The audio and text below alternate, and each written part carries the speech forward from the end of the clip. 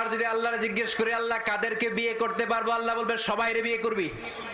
বাংলাদেশের নারীরা বিয়ে করা হালাল, পাকিস্তানের মেয়েদেরকে বিয়ে করা হালাল, সৌদি আরবের নারীদেরকে বিয়ে করা হালাল, এই বাংলাদেশের সিলেটের মেয়েদেরকে বিয়ে করা হালাল, ঢাকার মেয়েদেরকে বিয়ে করা হালাল, চট্টগ্রামের মেয়েদেরকে বিয়ে করা হালাল। হালালের কোনো শেষ নাই, সুবহানাল্লাহ পড়েন।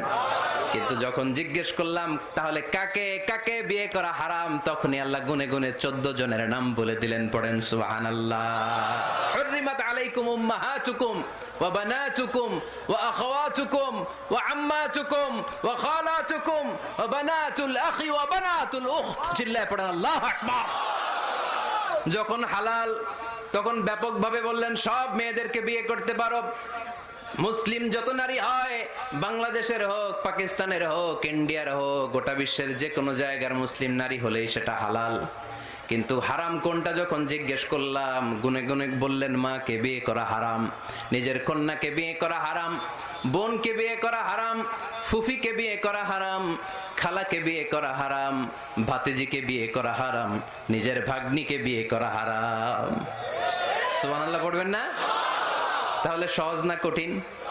চিল্লায় বলেন, কি সহজ ইসলাম, কত সহজ।